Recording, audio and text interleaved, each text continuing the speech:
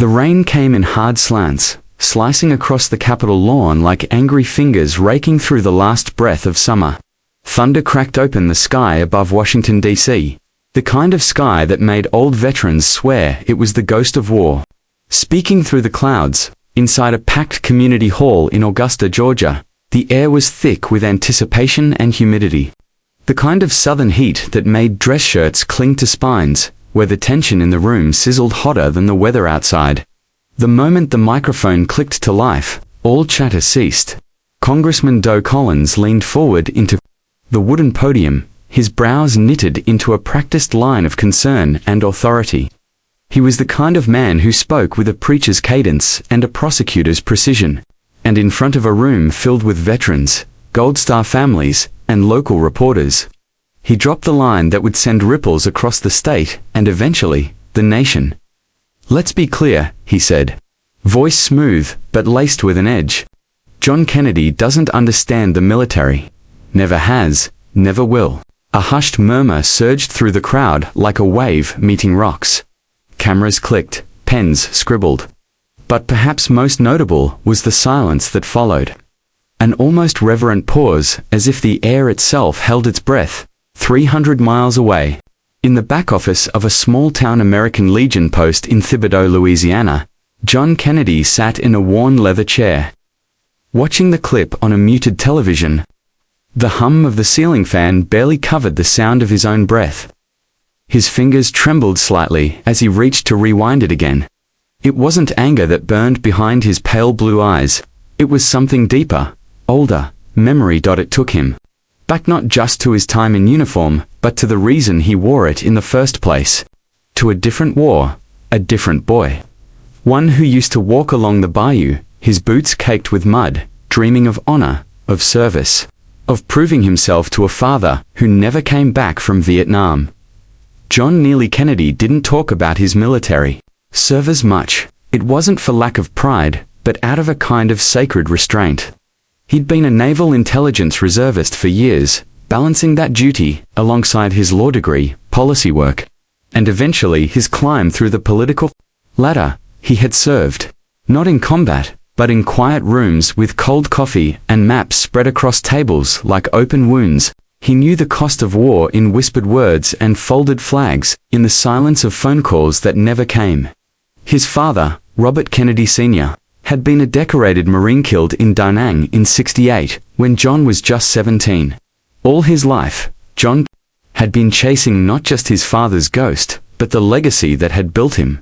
Collins didn't know that. Or maybe he didn't care. But this wasn't just about politics. It never was.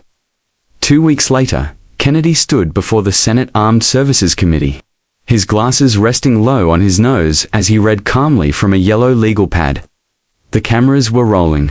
America was watching. Respectfully, he began, "I wore the uniform. I served in the Navy Reserve for over a decade. I worked in intelligence, in classified operations. I served because I believe in duty. Because I watched my mother cry on our porch, holding the flag that covered my father's coffin." His voice, he didn't shake, but his hand did, ever so slightly. "I understand the military, not just through experience, but through blood. And I won't let anyone question the service of those who choose a different uniform, whether they hold a weapon or a pen." The moment was solemn. But what followed it was nothing short of electric. Outside of politics, the story began to take on a life of its own. Veterans across the country started posting photos of themselves in uniform, tagging both Collins and Kennedy. A movement took hold. Hashtags served in silence, samplifying the stories of reservists, intelligence officers, and support roles often overlooked in the shadow of battlefield glory. Among them was a young woman named Delilah Grant, a 28-year-old Air Force linguist who had intercepted coded messages that had once saved an entire unit in Syria. Her story had never made the papers, but inspired by Kennedy's speech, she went public. "It's not always the ones firing the bullets," she said in an interview, "but sometimes the ones decoding them who change the course of war." She sent a letter to Kennedy. He wrote back personally. Meanwhile, in Georgia, Dough Collins faced his own reckoning. Veterans who once supported him began to question his judgment.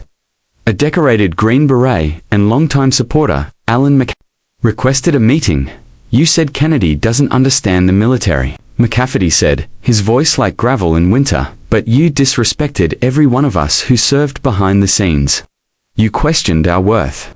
And that's something you can't walk back." Collins tried to explain, to redirect, to spin. But the damage had been done. Pride, once his strongest armor, had become his weakness. As fall rolled in and the campaign trails heated up, Kennedy returned home to Thibodaux for a rare weekend away from D.C. He sat on the dock behind his modest family home. The same one he'd grown up in. The cypress trees swayed gently in the breeze, and the water caught the golden light of dusk like a secret being whispered to the world. Sitting next to him was his niece, Rebecca, a newly commissioned Army officer, just 23. And full of fire. "You think they'll ever stop questioning us?" she asked. He didn't answer right away. He watched a crane dip low over the water, its wings slow, deliberate. "No," he said finally. "But maybe that's the point. Maybe we don't serve for the recognition. Maybe we serve because someone has to.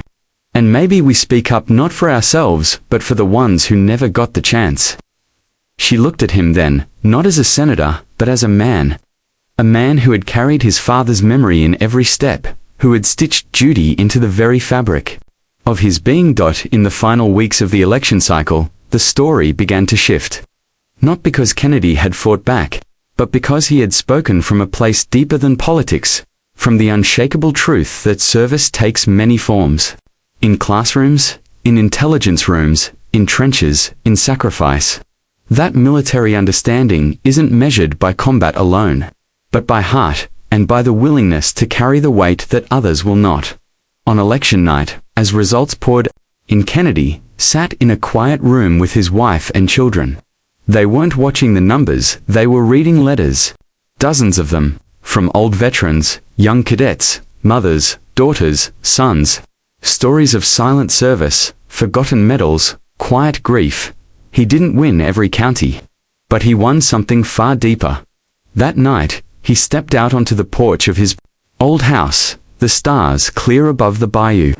And as the wind rustled through the Spanish moss and the moon hung heavy and proud, he whispered 2 words to the still night: "Thank you." Life isn't always about the loudest voice in the room.